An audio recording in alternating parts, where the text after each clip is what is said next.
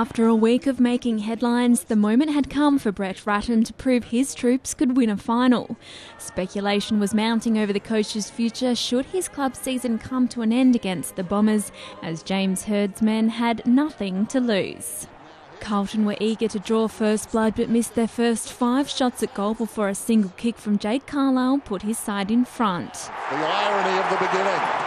The Blues with more of the football, but the Bombers making it count. And that is very precise. A brilliant tackle by Paddy Ryder led to Angus Monfries first. Henderson goes back, knocks it down. Monfries a chance, vacant goal, puts it through. Carlton suddenly finding themselves 3 goals down before Satanta Royhalpin broke the drought. He wants to go. It was a touch, not for his sake, he's got the goal. Andrew Walker gifted his side their second to ease the nerves. The Blues finally finding their feet through Jeff Garlett, who kicked back-to-back majors to put Carlton 9 points in front at the first change. Well, Garlett has stamped himself on this match, hasn't he?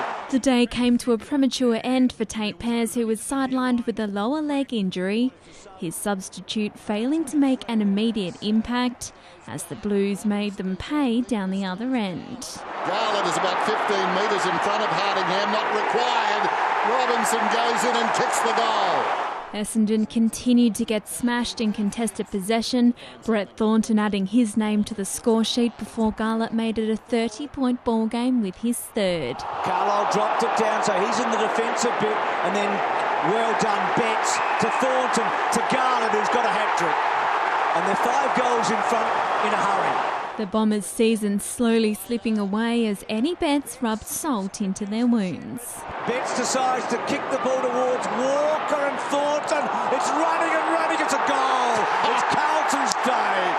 Brett Ratten's men were putting their bodies on the line for a semi-final berth. Monfries finally putting an end to the 10 straight goals from their rivals, but it was Carlton who took a 41-point lead into the main break.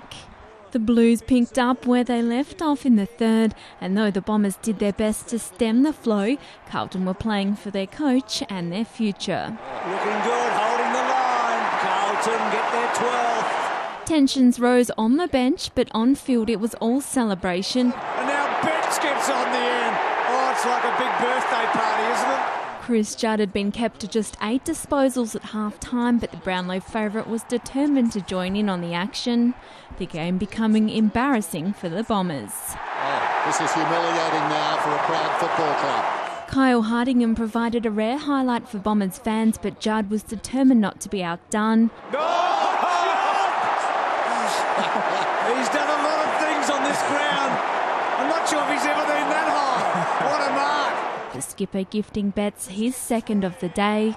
And the small forwards and their captain are having the best afternoon at the G imaginable now. Before getting in the action as Gibbs kicked his third. Gets a hand pass to Walker. How slick was that across to Gibbs? Gibbs kicks a wonderful goal.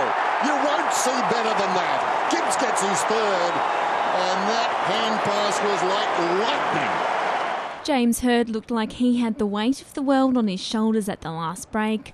Carlton preparing to inject fresh legs into the match as the Bombers lost another of their own, Dustin Fletcher knocking heads with a teammate. And the 36-year-old would be feeling 36 for the first time this year, I reckon.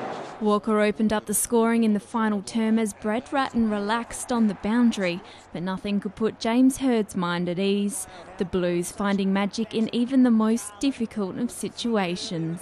Betts brilliantly done, used his body. Gibbs, can he get it? Betts has got, he's got 4. I reckon it's Betts has got 4. Leroy Jetta capping off 3 straight goals for the Bombers, but it was too little too late.